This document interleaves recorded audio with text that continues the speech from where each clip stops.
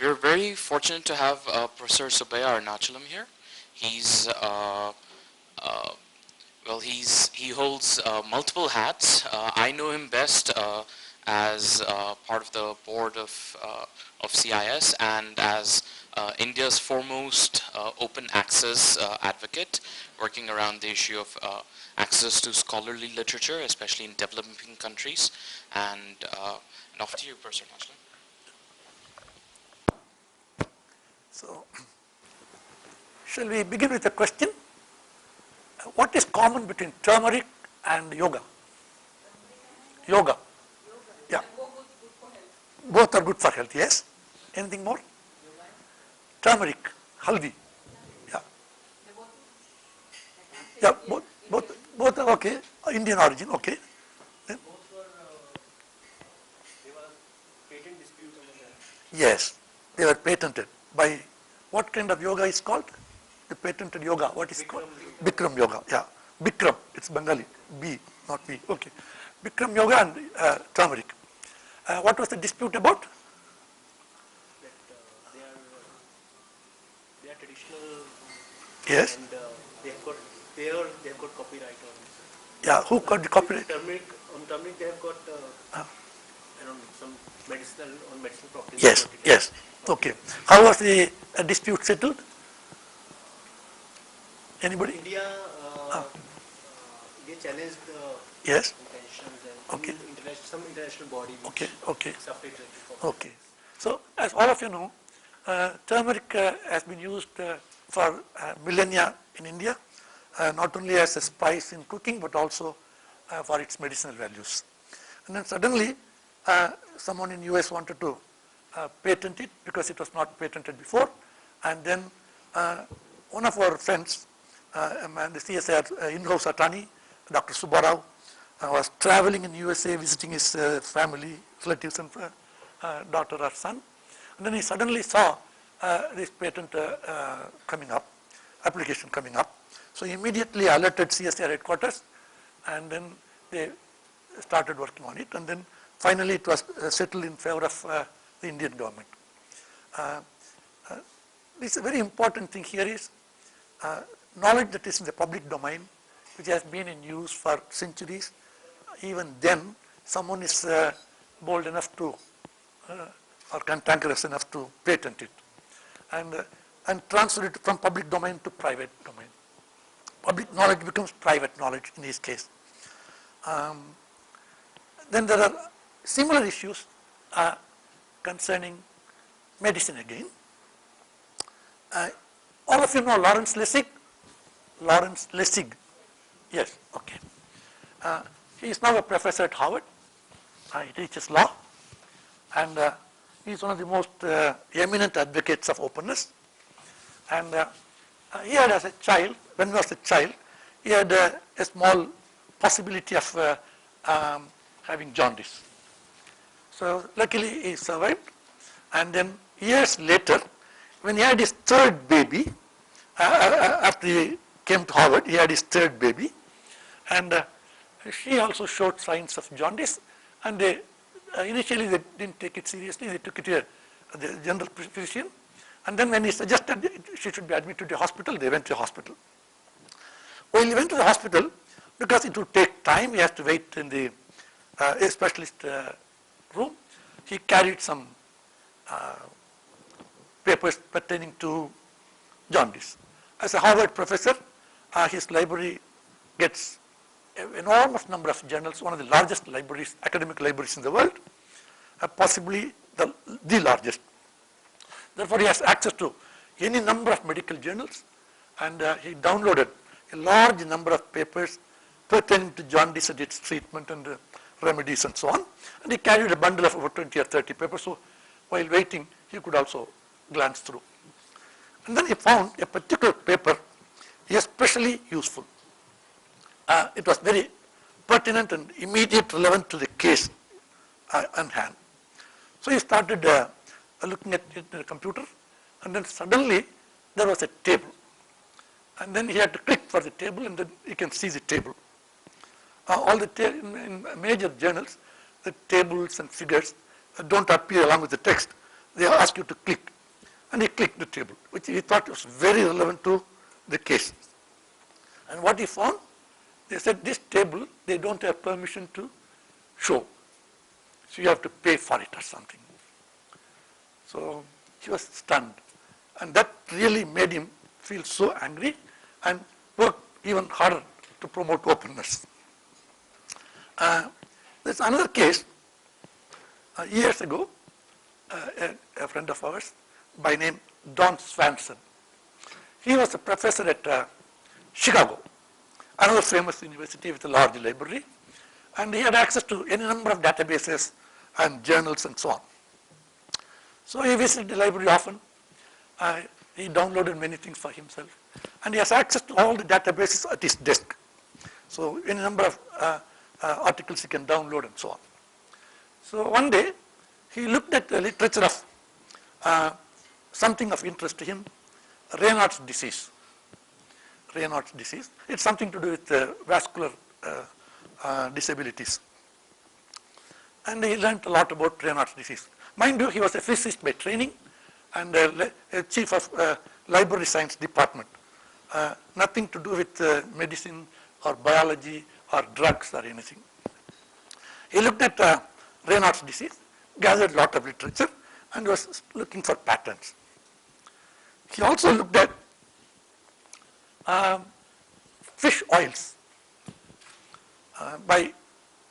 After he looked at Raynaud's disease, because he saw certain patterns there, he was expecting similar patterns in fish oil literature. He was looking at the literature, and it dawned on him that Raynaud's disease could be treated using fish oil. And he immediately announced that here is a possibility that we can treat Raynaud's disease with fish oil, and doctors can, pharmaceutical companies can try. Within 3 years, they tried and found what he said was true. Here is a great story because a non-medical person, a non-pharmaceutical researcher, a non-biologist was able to find a connection between a disease and a substance that can cure this disease. This was possible because this gentleman, Don Swanson, was working in Chicago and had access to millions of articles and a huge database which can be searched using computers, almost like data mining. So in another case, within 2 or 3 years later, after this discovery, he also looked at migraine, which is one of the most prevalent conditions, not only in the US but across the world. In fact, it ranks very close to heart attack and blood pressure and things like that in the or prevalence across the world. So, and they found out again, migraine and magnesium are related. So again, a non-doctor, a non-biologist, a non-pharmaceutical industry person finding a cure purely by looking at the literature. Nothing else. He didn't have a laboratory of his own to do research. He was in the library science department. He didn't have any prior training in looking at diseases or drugs or chemicals. And yet, he was a theoretical physicist to start with in his life. He was able to find out a cure for a relation between migraine and, not a cure, a relation between migraine and magnesium. So he announced that as well. All this was again possible because of the access to the literature that he had. Now, the database that he used is called Science Citation Index. How many of you know about Science Citation Index? Science Citation Index. Okay, now how many of you have, okay, you know, how many of you have done hardcore science research? Hardcore science, physics, chemistry, biology, are you on economics or things like that? Social science, maybe social sciences, yes. Okay. Are there many social science researchers? Yes, okay. You have got what is called Social Science Citation Index. You have it in the US, okay. Anyone else has access to any of these databases? Social Science Citation Index or Science Citation Index? No, okay. Let me tell you what it is.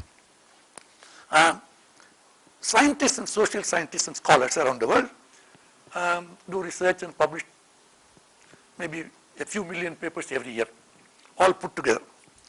These few million papers are published in what are called professional refereed journals. These are not like India Today or Time or Newsweek or Economist, but professional refereed journals as we call them. And we will come to it later when I go through the presentation.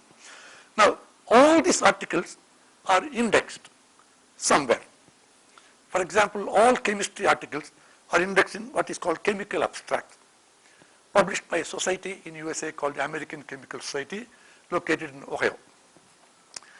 Similarly, all biological research papers, including new biology, molecular biology, genetics, microbiology, botany, zoology, the entire range, are indexed in a database called biological abstracts and so on. But this science citation index and social science index are different from the rest of these abstracts. They are covering entire sciences or entire social sciences to the extent possible. Therefore, these databases can be used to find papers in a variety of subjects, whole range, all of them, and they provide you opportunities to look at all of the literature and therefore look at patterns which may be common to each other and so on. And Don Swanson had access to such databases in Chicago because it's a huge university with a large budget for libraries. In India, at the time Don Swanson used this database, only few of us had access to it. I was in Institute of Science, or I was in CSIR, I might use it. But somebody in ICIR must have used it, ARI, Indian Agriculture Research Institute and so on. But if someone was working in a smaller university, a state university, say like Mysore, or at that time Osmania, places like that, they might not have had access to it. Unless you have access, you cannot do such work. Now imagine if this database, which normally costs in the range of a few million rupees annually, I mean few million rupees annually, is freely available, then there could be the possibility of many more Don Swansons doing such research. The value of this database would be multiplied manifold. So many people could have done that work. Opportunities. It is not as if only Don Swanson can do it. Maybe some of us here can do it. Not everybody. It needs some special talents and brains and so on. But there are a large number of people who have the potential to do that, but they didn't have access to the database. Now, because there is no access to the database, creation of new knowledge is hindered. So this is what is happening today. On the one hand, people are usurping public knowledge and transferring it to private knowledge. And they are appropriating to themselves what is known to everybody and what should be useful to everybody. What should be in the public commons domain is taken away and privatized. On the other hand, because of the restrictions posed by high costs of databases, potential inventors and researchers are prevented from discovering whatever they could. So these are things these are happening because on the one hand, people want to patent, on the other hand, people are charging too much for information and knowledge. We will deal with it today, and we will find out ways by which these problems can be addressed. And it has already been demonstrated that it is possible to address these questions to the utmost satisfaction of almost everybody, with nobody suffering. But there are forces which are trying to prevent this happening and or to delaying. It's inevitable it will happen. But there are forces which want to delay it for a long time. We'll look at it now.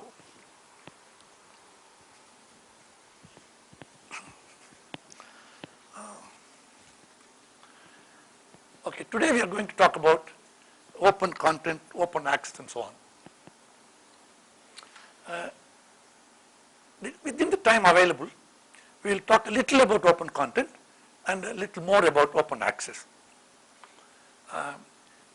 Almost all the speakers at this institute are techno-savvy. They all used many things in technology, You ask any question, they are ready to answer and so on. I am not techno-savvy. So I am a very limited user of computers, internet and so on. But I have one advantage over many of them. I have been closely associated with the Indian science establishment. I went to the right institutions, and then I worked for a very great institution called Indian Academy of Sciences, founded by Sir C.V. Raman, the Nobel laureate. And I was the secretary of the academy for 2 years as a young man. So that gave me tremendous opportunities to work with most eminent Indian scientists of that time. The president of the academy, the secretaries, the members of the council, and the fellows, they are all very eminent people. So it gave me a very great opportunity to look at the way science is being done in this country at very close quarters, actually from inside. So there was a great sociologist by the name Karen North-Cetina. Have you read Parvati? Karen North-Cetina, a very outstanding sociologist. From Europe, I do not remember the country, but she migrated to USA for work later on. And she wrote a book about these kinds of things, about the way observing science from a distance, from inside and so on. There's also another great guy, I forget his name, was a journalist, and the Bell Laboratories, a very famous ITT company in USA, they invited him to write about them, to write about the work that they do, because he's a journalist. Bell Laboratories is probably the most famous laboratory at that time. At any given time, there will be 4 or 5 Nobel laureates working at any given time. So it's a very famous laboratory. So they invited this gentleman to stay with them for 6 months. He was given a space, he was given every facility, and he could walk into anybody's room, he could talk to anybody, any lab, and so on. He was given full freedom in spite of several secrecies and so on. And then at the end of it, he wrote a book. Now, normally a journalist, a science journalist, incidentally I teach science journalism now. So a science journalist stays out, finds out what happens in a laboratory, either from a press release or an occasional interview and so on, and writes about the work. But here is a case where he had the privilege of going and working as one of the scientists themselves in the same milieu, within the lab and so on, having lunch with them, dinner with them, talking to them over coffee and tea, walking into the lab, meeting students, postdocs. I mean, he was immersed inside, and he did that work. Similarly, I was a kind of same position, but not so deeply immersed, but I was given the opportunity to meet all of them, work with them and so on. So it gave me tremendous insights into the way science works in this country, and even after I left the academy, I kept up to date with the thoughts and ideas I had at the time, and continued to observe Indian science, not so closely now, but from a distance, but I have a lot of friends in circles which matter, therefore I get to know. Now it is one of these reasons why I entered into open access. I felt that there are bright people in India, obviously. There are very great mathematicians, great physicists and so on, and good poets, whatever. But then we are not up to the international standards in what we produce. This is a fact. The other day I read an article in Nature. By the way, Nature is one of the most outstanding journals for scientists everywhere in the world. It comes from London. It's published by a Nature publishing group, and they publish 68 journals, but Nature is a flagship. There's another called Science in the USA, published by the American Association for the Advancement of Science. These are the 2 major journals for the world. In Nature, they have done a 1-page article. It's easy to read quick, and it says that over a given period of time, what different Asian countries, the number of papers different Asian countries have published in Nature, the flagship journal of the world. It so happens that the Japanese and the Chinese top the list, and the Indians are way down. India had published 3 or 4, and the Japanese have published about 80 or 90, and the Chinese have published 50 or 60. Even the Koreans published far more than the Indians. So this is the situation even today, in spite of the fact that the Indian government, especially the UPA, United Progressive Alliance, or what, UPA 1 and 2, invested heavily and raised the total funding for science manifold in the last 10 years. In spite of all that, we are not able to achieve as much as we should. There is a problem. Let us recognize the problem. Now, this I keep feeling, I have been thinking about it for a very long time now. So I thought, what could be the reason for the poor performance of science in India? There are many ways by which it can be explained. One, you need funding. You need a good, well-organized laboratories and institutions. You need outstanding teachers, good science administrators, etc., etc.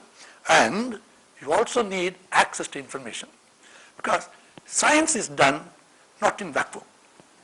Science, you know Newton, not our friend here, Sir Isaac Newton. You know, anybody not knowing Newton? He is arguably considered to be the brightest mind ever to have born on this earth. There are people who believe Einstein is better or something, but these rankings mean nothing. But both of them are great. But Newton was a very, very great thinker and scientist. And he said one very insightful sentence. I stand upon the shoulders of giants, so therefore I see further. Suppose if I am 6-footer, if I go in, close to the beach, I will see the horizon about 6 kilometers away or so. Suppose one of you stand upon my shoulders, I am strong enough to hold you. If you stand upon my shoulders, you will be about 10 feet height from the floor. And you can see about maybe 9 kilometers. And one more person stands up like a pyramid. He can see even further. That is why the lighthouses are so tall. Okay? So I stand upon the shoulders of giants, so I see further. What does he mean by stand upon shoulders of giants? The giants are the scientists who have preceded him, who have already done a lot of work, and therefore he has had access to all the work that they have done, and that knowledge has helped him understand all the things better. And he became a greater scientist and so on. So he means that if you have access to all the literature of the past and all the literature of the present, all the literature produced here, and all the literature produced elsewhere, across time and space, if you have access to literature, then using that literature you can go further. The great example is Dan Swanson. He had access to so much of literature, therefore you can find a relation between migraine and magnesium, Raynaud's disease and fish oil and so on. So one of the major problems Indian scientists faced was access to literature.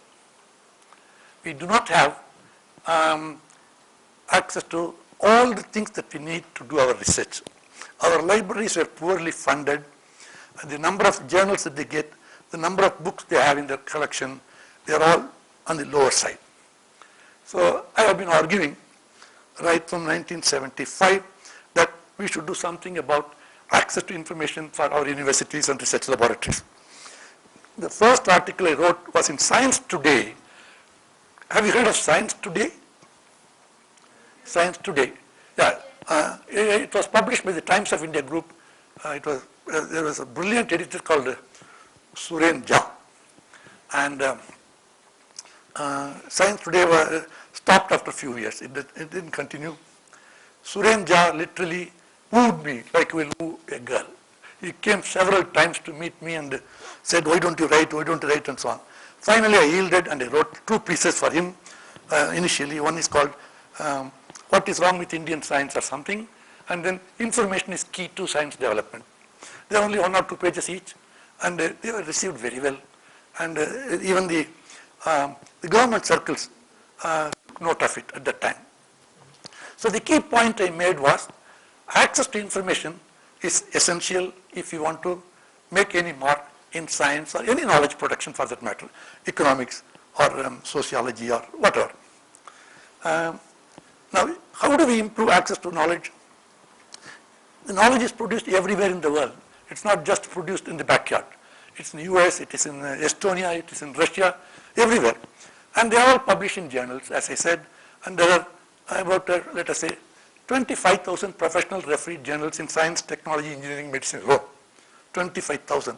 Leaving out economics, sociology, anthropology, other things. They will add up to another 5,000 maybe. So at least 30,000 journals are considered to be essential reading for scientists and scholars. Not that I should read all the 30,000. I should read what is of interest to my area of research. Suppose if I am a medical researcher, I should read that area and so on. Now, even in medical research, if I am an orthopedician, I don't have to read much about heart problems. Even in the orthopedics, there may be specialty, and so somebody might be interested in only keyhole surgery. Somebody might be interested in something else. And so there are narrower areas and so on. More and more specialties are happening. These journals are available from what are called publishers. There are many publishers. What happened was, in the beginning, the scientists were publishing themselves. Let us go back to 1665. 1665, you can sit down. 1665 is an important date for scientists. It is then two journals, professional journals, started appearing on the scene. One was from France. Within a month or so, another came from UK. The French one didn't survive to this day, but the one from London survives to this day. The London one is called Proceedings of the Transactions of the Royal Society. Transactions of the Royal Society. Now, you have heard Royal Society's name? You have heard the name of INSA, Indian National Science Academy? Yes or no? No. You have heard DST? Yes. Department? Okay. Now, DST is a government body funding research and taking care of science in India in general. It is a flagship science organization under the government of India. But without being under the government of India, entirely by the scientists themselves. Many scientists organize societies, right? We all, as young children, we all formed clubs to buy magazines, to play cricket or whatever. Similarly, scientists formed their clubs. These clubs are not like places where to go for a beer or play tennis or something, but to talk about your science and learn more about it and interact with your scientists and so on. So whereas the Royal Society and INSA, Indian National Science Academy, are not ordinary science societies.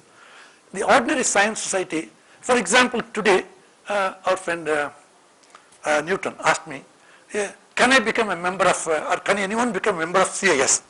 I said, CIS is not that kind of a body.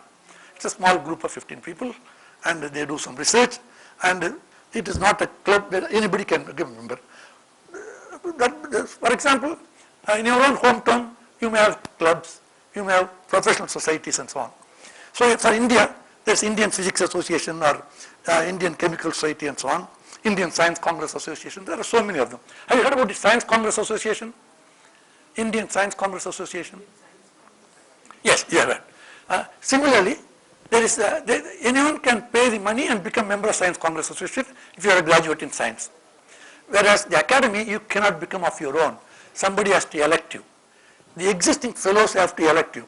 For example, in the American universities, if you want to become a professor, a tenured professor, the other existing professors have to elect you to the tenure. Even if one professor says no, you will not become. So this is the way science operates now. Okay. Now, Royal Society started publishing in 1665 the Transactions of the Royal Society of USA, of England. Now, that is in 1665. Later on, many societies started publishing their own journals. Till about 1800 or 1850, only scientists were publishing journals through their societies, through their academies and so on. By then, as I said, keyhole surgery person or the amputation person and so on, there were many new fields emerging.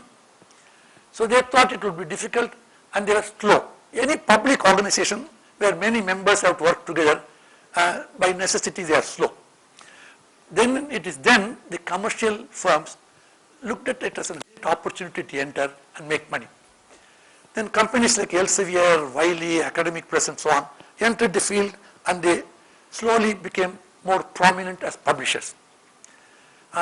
We lost control, scientists lost control over publishing their own research. The commercial firms took over control of publishing professional journals. Once the commercial journals became the publishers, they went on jacking up prices. And the librarians used to buy the journals.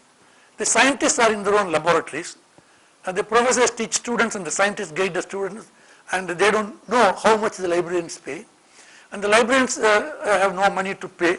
Suppose if the budget is only limited, and the previous year they had bought about 1,000 journals, the next year it's only 950, the next year only 900, because the costs of the journals going up, the money available to remaining. So finally they found out there's a crisis called serials crisis. Serials, the journals are called serials, unlike books, which are one-time operations. Suppose if I write a book, that is it. But the journal, every 3 months or every month or every week, it will keep coming, so we call it serials. So the serials crisis forced scientists to think about what to do now. What was the problem? I need the journal, but the librarian says I have to cut some journals. So originally we are getting 100, this year only 90, 10 have to be cut. So he goes around to various departments in the faculty and says, which journal should I cut? Should I cut some of your own journals relevant to your department and so on? So finally what happened was, the serials crisis forced American scientists and British scientists and European scientists and others to think that there is a crisis and we have to do something quickly and immediately. So they went on talking about it, and then in 2000, around 2000, I don't remember exactly, around 2000, a number of them were invited by Open Society Institute at the time. Now it is renamed as Open Society Foundations. They are our partners in some way. We work with them closely. In fact, Sunil keeps attending meetings there. Open Society Foundations was founded by George Soros, the famous investor and businessman. His one goal was to make the world free. He was very hurt by what he called the communist regimes. So he wanted the whole world, in his world, to become free. So he thought of helping all the erstwhile Soviet countries and the poor countries and so on, making things free and so on. Okay. In that meeting they decided that we should make research papers freely available to people. Instead of only publishing in professional journals, we should make them available freely to people. That is how the open access movement took shape. And then there was another meeting in Berlin. The academics in Berlin, Germany, they met and they also came up with similar suggestions. There's one big difference between the two. The one in Budapest, which was organized by the Soros Foundation or the Open Society Foundations, talked only about science, technology, engineering and medicine. The one in Berlin said, no, that's not enough. Social sciences and humanities are also very important fields of research and we should not neglect them, we should add them. So they added that also. And then there are other meetings. I held one in Bangalore at the Institute of Science with 20 overseas participants, a closed door meeting for them, with the sole purpose of helping China move into open access. We didn't succeed, of course. We got, of course, 5 people from China. We tried hard to convince them, and they were convinced. But then when they went back, probably they couldn't achieve more. In India, we were able to make some headway in open access. Now, what is open access? Open access is, as I told you, the importance of research and importance of information for research. Now, information is normally available through journals and then databases. These journals are largely published by private publishers and they charge so much money. Now, because of the high subscription cost, scientists are unable to access these journals and therefore they are not able to use all those results, all those shoulders to advance science. Now, if you make them easily available to all of us, preferably freely available at no cost. It will greatly improve the situation. So, in Bangalore, afterwards there's one Bethesda, and so many meetings we talked about it.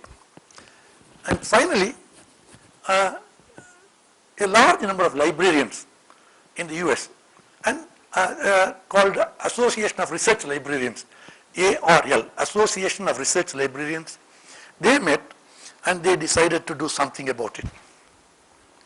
And they negotiated with the publishers to bring down prices, of course unsuccessfully. And then they said, we should start our own journals. So they requested a large number of editorial board members of these private company journals to come out of those companies and then start similar journals at a lower cost. Okay, I should tell you how journals are run. Journals need several people. One, the author, or the research scientist, or research sociologist who writes the paper. A journal needs what are called referees or reviewers. Suppose if you write a short story for Desh or Kadambini or some magazine, only the editor has to look at it and accept or throws it away. Whereas in a scientific journal, there are more people looking at what you write. The paper that you write goes to what are called experts, who work in similar areas and who has a reputation. And then they have to say it is good or bad, or they have to make comments about what could be done better and so on. And then back and forth it goes, and the authors have to revise and so on. And finally the editor accepts it and it gets published. So now the Association of Research Libraries suggested that we need not be referees for these journals. Please withdraw yourself. You need not be editors of these journals. Please withdraw yourself, and so on.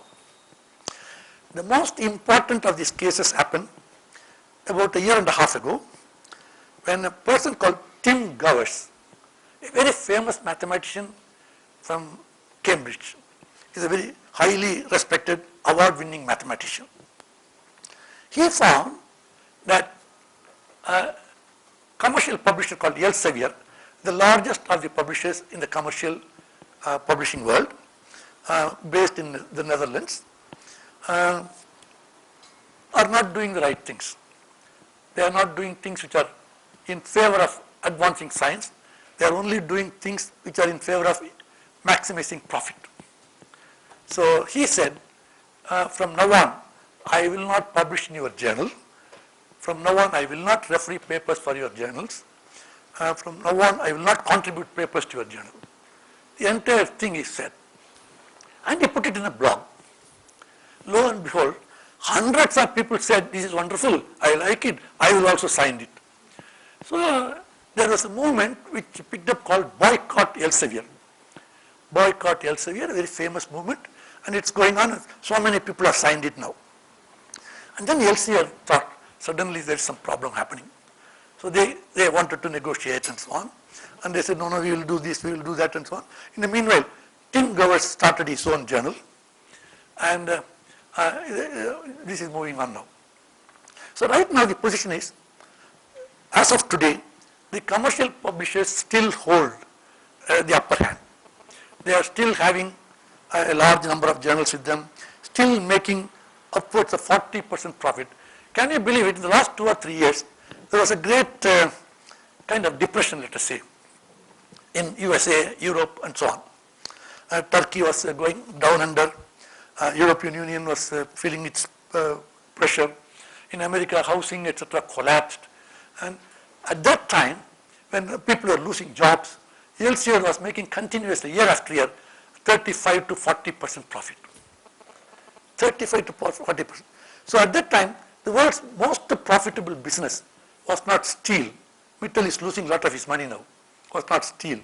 Probably not liquor. Malya is not doing well.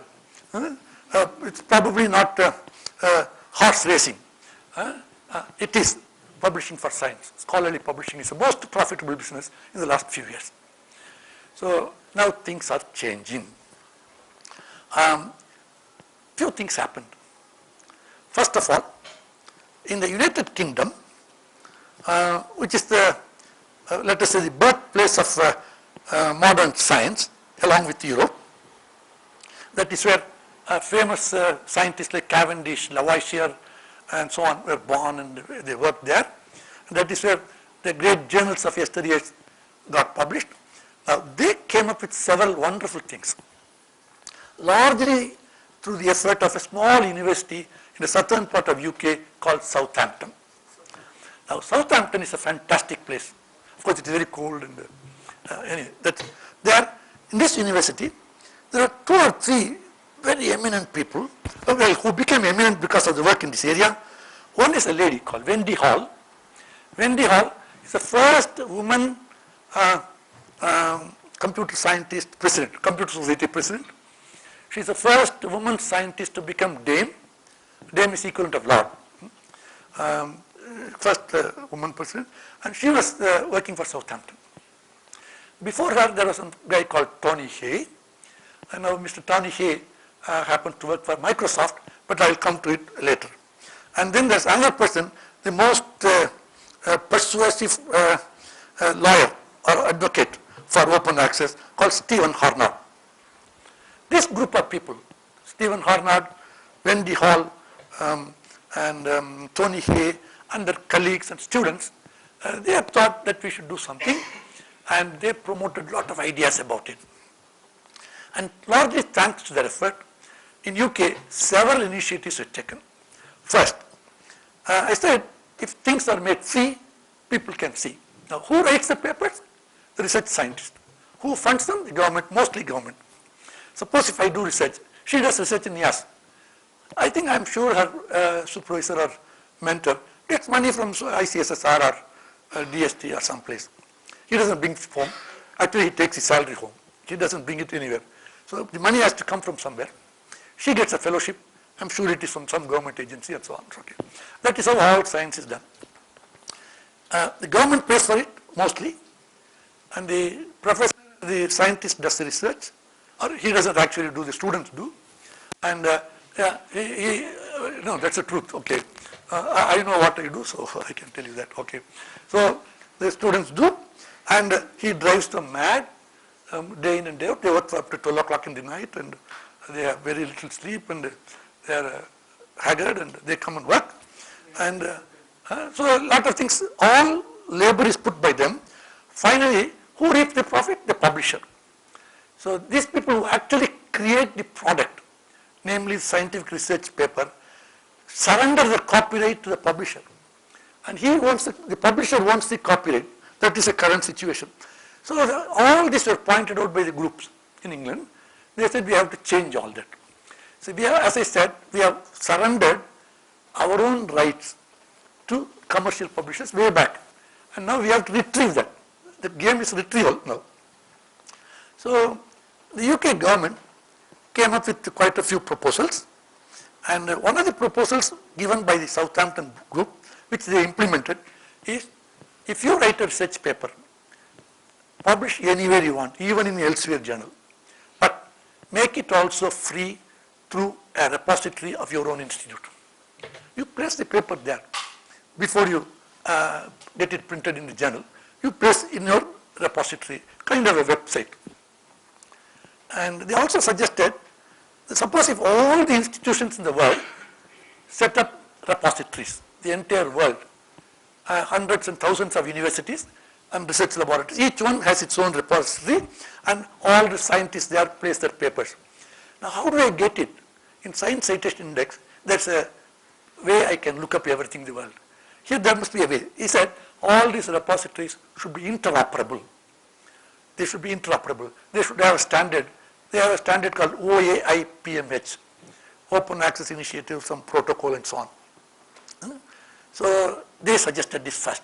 It took about 10 years to get accepted. And now a large number of universities in the world, large number of research institutions have this.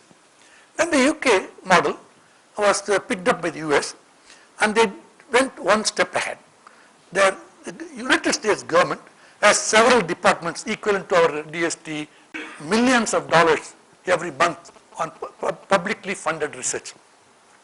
Now the NIH director issued a memorandum stating that if you take 1 cent, $1 from me for your research, you are obliged to make your research results public. It should be placed in NIH repository called PubMed Central, Publication Medicine Central. So this is now growing. A large number of biomedical research papers are now appearing in PubMed Central. But in the first 2 or 3 years, not many people complied with this suggestion. Now they have made it mandatory. If you don't deposit in the repository, you can't get your next grant.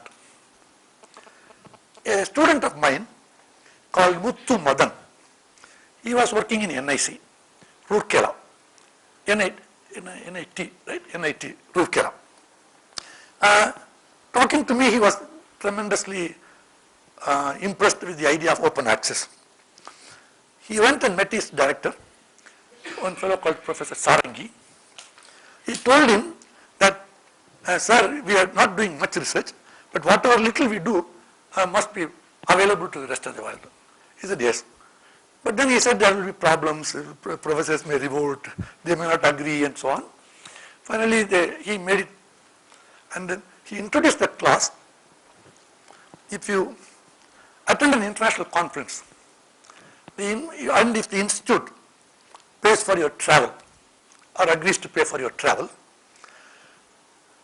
when you make the travel claim, it should be accompanied by the number of the repository allocated by the library that you have placed your paper. If you have not placed your paper in the repository, you won't get a number, you won't get your travel grant. And usually a conference means in UK or USA, it would cost you more than ₹1,00,000. So everybody was ready to place now. Now what happened was, there was a professor who was very annoyed with this librarian. Why are you creating trouble? I am already overworked. You want me to deposit? No, I am not depositing and so on. So he tried to persuade and then left him. Once the director's order came, he deposited just 1 or 2 papers. Within a few days, he received an invitation for collaboration from a foreign country and an invitation for taking part in a conference in France. Now this gentleman came into the library. Madan, why didn't you tell me earlier all about this? Why are you not to deposit all my papers? He was asking him. Initially he was reluctant. Once it happened, he understood the benefits. Now he wants to do that. So this is the very bird's eye view. I'm giving you a very quick overview of at random overview of the problems that we face, the benefits you can accrue, and so on. Okay. Now, where did this idea of making papers open or making data open, like Sunil was telling you today, all that come from? So this can all be traced to, or at least related to, a lady called Elinor Ostrom. You have heard Elinor Ostrom? Sociologist, economist, Nobel Prize. Yeah, yeah. She won a Nobel Prize for what for? No, I mean, what's the work? Commons. Yes. Okay, natural commons. She was working in the area of natural resource commons, like fish, water, air. Nobody owns them. This idea is not Elinor Ostrom's. She only looked at the theoretical foundations, but originally the commons in modern times, let us say, appeared in the UK. If you go to UK, it's not to London or Manchester, but a small village, usually you see a vast green area, fully with lawn, flush green, and so on, and the houses will be around that. There may be a church in a corner, a school in another corner, and so on. But that ground, that open space, is called village greens. Right now, the great cricket games are going on. Who was the greatest cricketer in the world ever? Nah. Okay. There was one Dada, even better than Don Bradman. Arguably, it is W.G. Grace. People of my generation will know W.G. Grace. Now, W.G. Grace played in the village commons. He played in the village greens. Okay. Now, these greens, village greens, can be used by anybody to, for example, celebrate one's child's birthday, or give a party on Christmas or New Year's Day, hold a carnival there, things like that. So the village greens is a common property. Anybody can use it for good purpose. Nobody can own it. Okay, then the concept of if it is, we call it open, okay, open.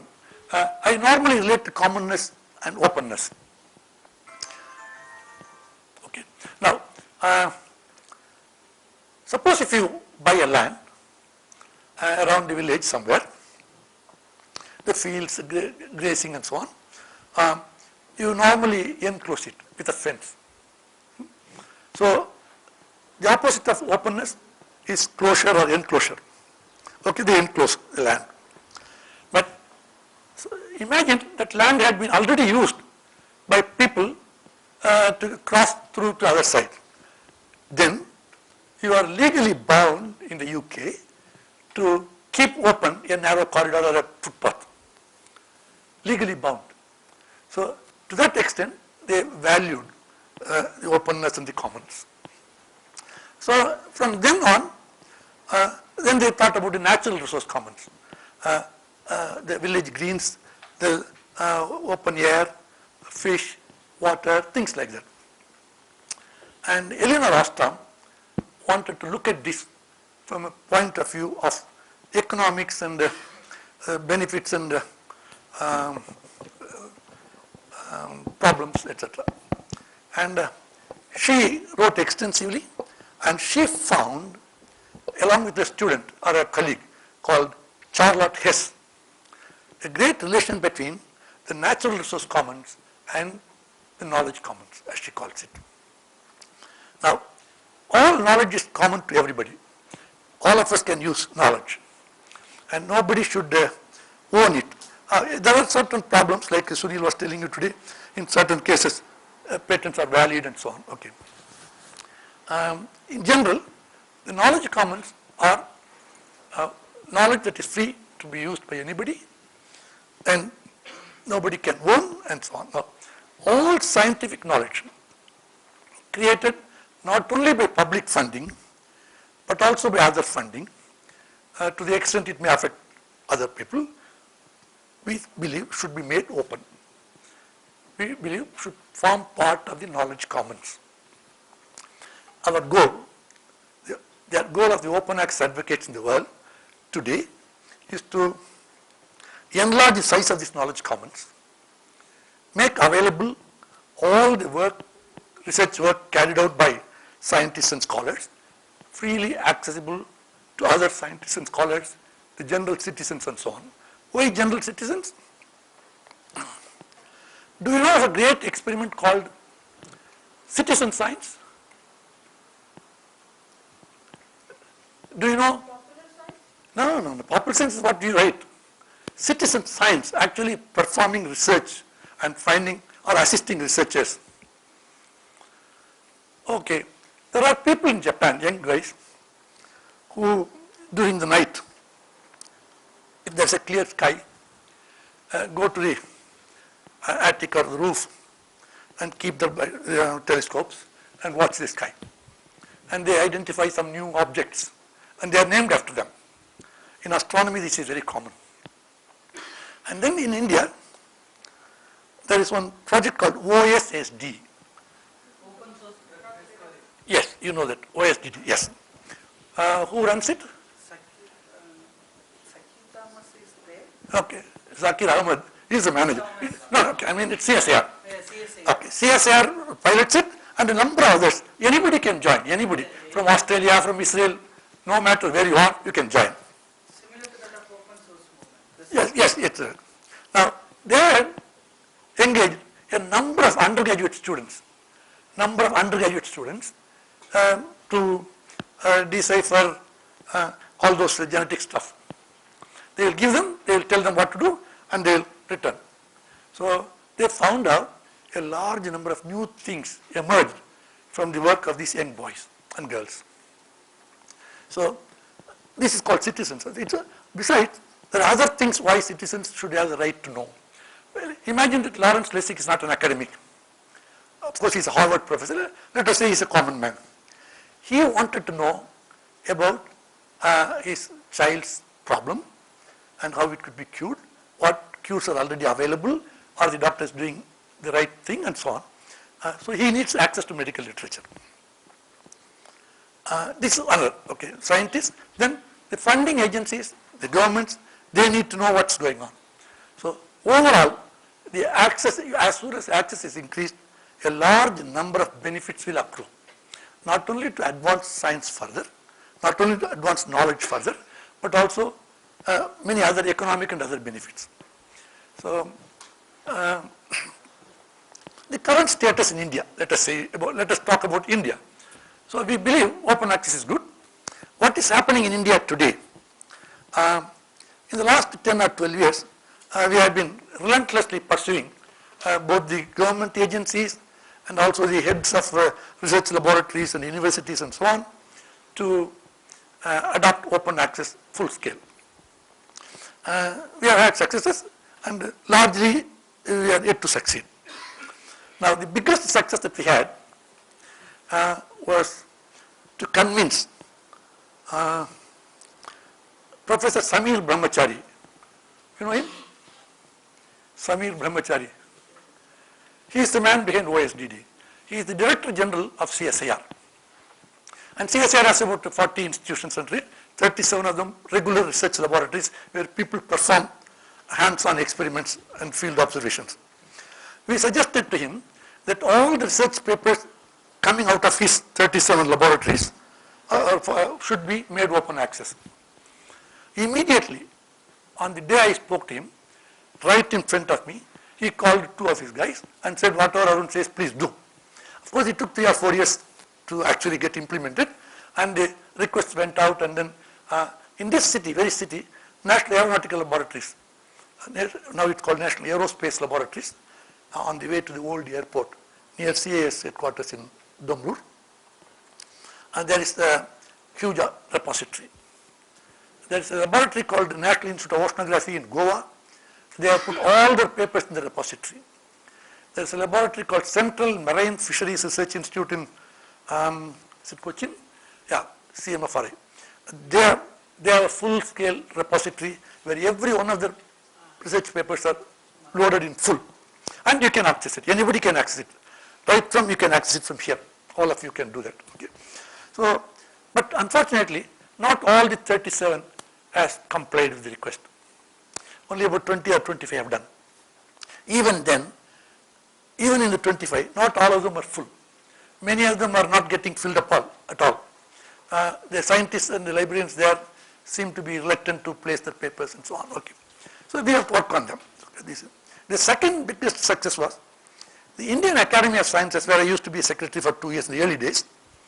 I requested the president of the academy that you have got the cream of Indian scientists as members, fellows. As I said, election of fellows is only by the merit of the individuals. You cannot pay a subscription and become a member like in a society. So the most important of Indian scientists only will get elected according to their own yardstick.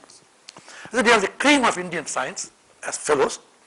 If you make all the papers available to the rest of the world, that will showcase India's best papers in some way. Well, some of them, there are in all about 1,500 fellows, 8 or 900 living, full paper is not available. Why?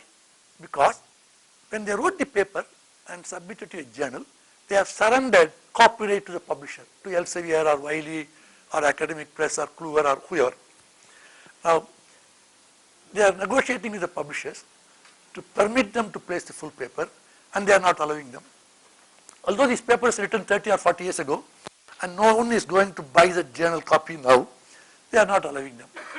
So, these are minor problems we have to work on. And these are some of our successes. The first in India to open up all the papers is the Institute of Science in Bangalore again. Indian Institute of Science in Bangalore. There was a gentleman called T.B. Rajshekhar, he passed away, and his deputy, Mr. Francis Jayakant, is in charge of it now. And they have placed a large number of papers with the Institute of Science professors, the legacy papers, the old ones also they are placed there. Raman Research Institute, virtually every paper published in the Raman Research Institute is there, and so on. So about there may be about 50 to 60 institutions in India, or a little more now, who have created a repository and placed all their papers. Not all, most other papers, let us say. And there is also another way by which you can make your papers open. Suppose if the journal itself says anybody can download from the computer, internet, we will open it, the electronic version we will open it. That's also good. These are called open access journals, and upwards of 400 Indian journals are open access today, including all the CSIR journals, all the academic journals in Bangalore, all the Indian Medical Research Council, Indian Agricultural Research Council, they all made their journals open. But that's again another problem. In the US and UK and Europe, some journals said, we will make your paper open provided you pay us $3,000 or 500 pounds or 800 pounds or whatever. This is the author paying model. Instead of, normally, if you want to buy a journal, you pay money, right? If you want to buy a journal, you pay money. In this case, they say, the author will pay, you will get electronic copy free. If you want a print copy, you will pay something. Taking advantage of this model, many unscrupulous persons, they started a company of their own and started this journal, that journal, Indian Journal of Psychology, things like that, all kinds of things. I'm only guessing a name. Few hours website. Yeah. Whatever. And then, this is the tragedy. There are organizations such as UGC, the University Grants Commission in Delhi, which says that if you are a junior research fellow, and if you want to become a senior research fellow after 2 years, you should show at least 2 papers. Now, every guy now is tempted to buy in these predatory journals. They are not only watering down the quality of science and journals, but also making these people immoral. So, it's a very stupid system they are following. So, attempts are being made now to stop such things happening, but it will take long time to come again. Okay. So, in India, the situation today is about 60 repositories and about 400 journals, more than 400, but of which about 100 at least are predatory journals, and more are on the way. The current in thing is, the Indian Council of Agricultural Research is willing to make all things open. And in the recent past, in the last 1 or 2 months, they have been discussing among themselves, as well as they put it out in their website,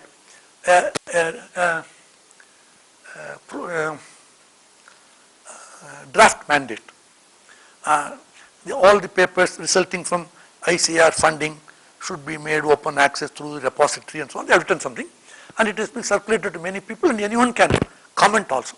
So many people commented, and I also requested the international champions of open access to comment on it, and all the comments are now with ICR.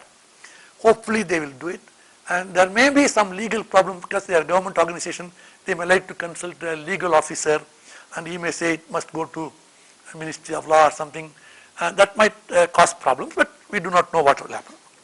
So in India, open access came late, took roots late, but there's a possibility of improved situation for Indian science. Okay.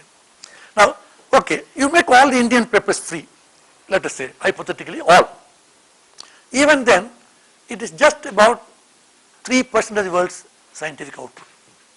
All of us Indians put together, like Sunil said, there's hardly any software that we, produce here. All of us India put together, there's only 3% of the world's research is being published. Never mind about the quality, good or bad. Only 3% in mere number terms. Now what about the other 97%? If they don't put all the 97% in the open domain, then again you will have the same problem. So we should also work not only to make our own work open, but also to persuade other countries to make their work open. Luckily for us, things are moving very fast now. In the United States, after 4 or 5 years of relentless efforts, there is a new regulation going to come called FASTR, F-A-S-T-R. It is a bipartisan bill. Both Democrats and Republicans have signed the bill, and one is placed in the Congress, the other is placed in the House of Representatives, and it's under consideration now. Once it comes, it will be mandated that any researcher receiving funds from a US funding agency, government funding agency, investing not less than $100 million a year, should make the work open. Luckily, even before that, a gentleman called David Holden, who heads the Office of Science and Technology Policy in the White House, he was consulting a large number of people. First of all, the open access activists, they signed a petition called We the People. See, in the White House, there's a system. Any American individual can start a movement called We the Citizens for anything. For example, provide water of higher quality, something like that, or allow children to get free education up to PhD. And anyone, if you receive 25,000 signatures, then it will be considered by the President's office. This petition received more than 80,000 or so, and it was considered, and then it was accepted. Then Holden also consulted a number of people, and he, in his wisdom, after consulting everybody, he came up with a recommendation that science research publication should be open, and he mandated it. Now, you may ask, why there should be two efforts? If Holden has already mandated it, why the Congress and the House of Representatives should go through? What Holden has done is only applicable till President Obama is there in the White House. On the day he leaves, the next president may or may not continue with that. Whereas, if it is passed through the Congress and the House of Representatives, no one can change it unless it's a large number of majority, etc., etc. So, US. In the UK, they appointed a committee called Jane Finch Committee. Jane Finch. Now, this committee, unfortunately, was overloaded with the publishers' interests. So, they watered down what was already existing, largely thanks to the Southampton effort. They watered down now. They said, instead of placing most of the papers in repositories, publish them in open access journals, which means you will publish in again the Elsevier journal, and you pay the 3,000 pounds or dollars, and they will again hold sway. So again now we are fighting for that to reverse this decision, and there seems to be some success taking place at the moment. So in Europe, there is a lady called Neelie Kroes. She is a vice president in charge of one area called open data and things like that.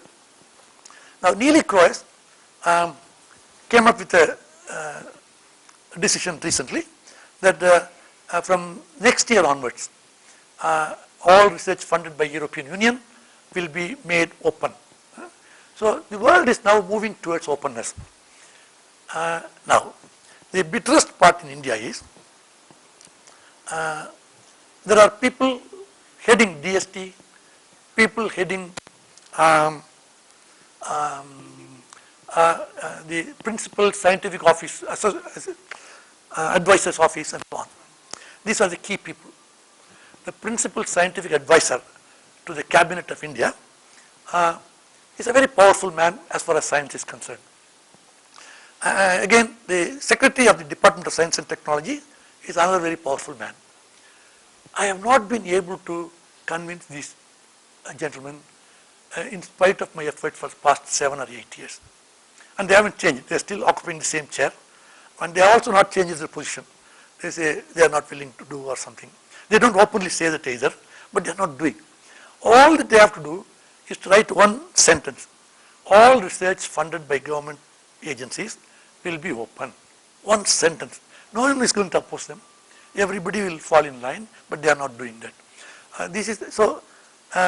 If we cannot do it top down, we have to do bottom up. So we are mobilizing large number of individuals to support open access, and smaller institutions to do open access and so on. That is what we are now trying to do. I have been talking all through. Are there questions, doubts? Sorry, I should have broken in between also. Yeah. Like the way that NIH has done, Yeah. like whatever is being funded by Yeah, them and yeah. mandates that it should Yeah, be, yeah. can't something like that be done in India? That's what I'm saying. The principal scientific advisor is refusing.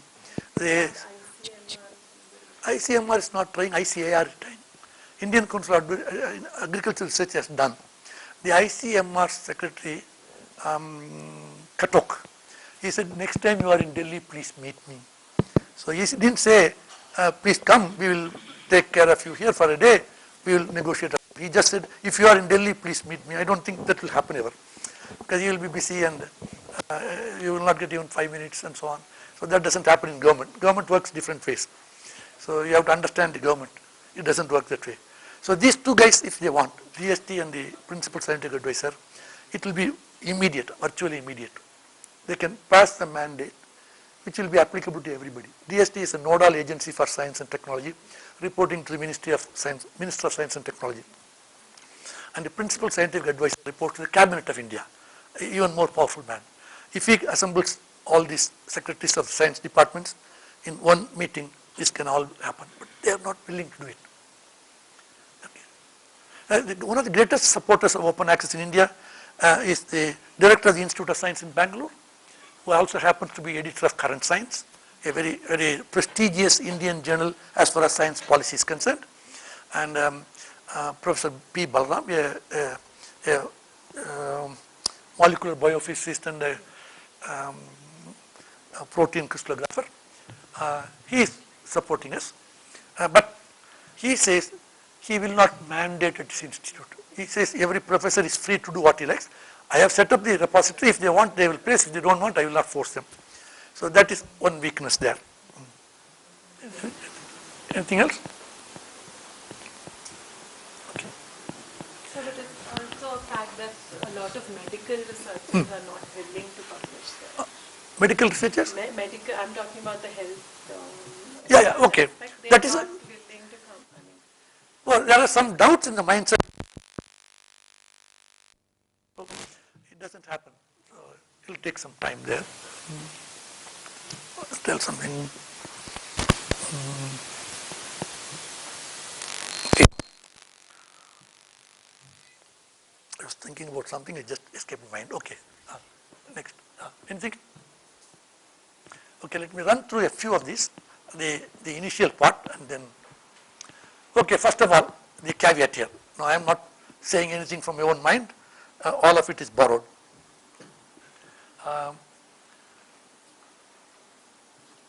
Okay, this is something about this content, P2P, open access, open source software, things like that happened recently. There's a guy called John Wilinski. It's okay. John Wilinski, who was in the University of British Columbia, who moved to Stanford, a professor of education, and he is a MacArthur fellow,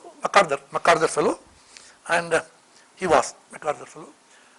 He and his group came up with a software called OJS, Open Journal Systems, and this helps editors run journals on the open domain at very little effort. All openness means is your willingness to give more than take. This is what we should do. So you should give more than willing to take. So that's the basic philosophy of openness. This is what I said about the commons notion is not new.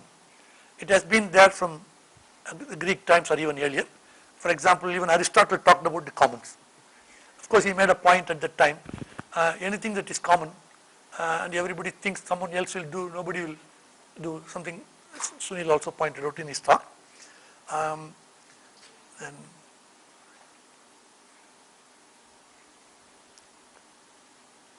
okay, the last sentence, the work brought out the essential role of collective action, self-governance in making commons work. It should be collective action. Everybody should cooperate. Everybody should place the papers in the access repository, and self-governance. This is what the scientists missed. As long as they were governing their own journals, things were smooth. Everybody were able to buy journals. The moment the control went to the commercial publishers, they lost the self-governance, and then slowly the commercial publishers usurped one after the other their rights and increased, jacked up the price sky high. And today we have to fight to retrieve what we lost. So self-governance is a very important thing we lost, and now we have to retrieve. One of the problems is there are certain social dilemmas. What do we mean by social dilemmas? For example, in the case of journals, there could be IP regulations like copyright regulations, or you may not be able to preserve your journals for a long time to come. Many libraries just vanished because they were eaten by moth and things like that. So, or even in electronic regimes, there may be problems of the format. For example, when we started with this, I think there was no CD. Then CD came and stayed for about 5-10 years, and then DVD came, and slowly the formats keep changing. Then you are not able to preserve them. And then different laws being applied to different digital forms. Okay, print and digital form. Okay, this is a very important point. So suppose you buy a book, you can lend it to your friend, or you can sell to someone else. Once you pay for it and buy, you can resell it to somebody, and you can lend it to a friend for reading, whatever. Like Lawrence Lessig says, you can even sleep over it. Okay, you can use it as a pillow. No one is going to question. But the same rights is not available in the electronic regime. Once I take something, I pay a subscription to Elsevier through electronic regime called online subscription. My library has availability of 8,000 to 10,000 journals, but you are my friend and you ask, I don't have it, can you send this article? It's available in your library. I cannot send you. They forbid. They forbid. If I have a paper copy, if I have subscribed, I can send you the copy. There's interlibrary loan. I can send it legally. So this is another problem. So once the format changes, the regulations change. Am I right, Sunil?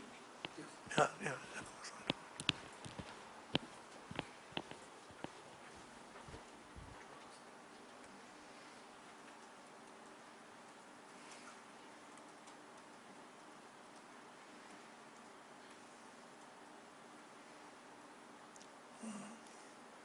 Okay. One concept I always enjoy talking about is technology plays a key role in many of these things. I worked for Professor Swaminathan in rural development, and we found even there in rural development, computers and internet can play an important role. Same way, in all these things, for example, in knowledge creation, technology can play a role. In knowledge communication, technology can play a role. To do all that, if you were to read printed books, all of them are available in one place in an electronic database, which you can juxtapose and see. Otherwise, it would not be possible. All of them are available in the form one can data mine. If it is only print book, you cannot data mine. So technology plays an important role. As we all know about how quickly it can communicate, different formats. You can use a mobile phone, you can use a email, whatever. You can do that. We are in an era of improving technologies. We should use to the maximum extent in India, especially in the academic world, especially in the research world. And luckily, we have the lowest. Cost for internet in India. Useful or totally, outside what you have been hearing all these 4 days or 3 days. Okay. Okay. Thank you then.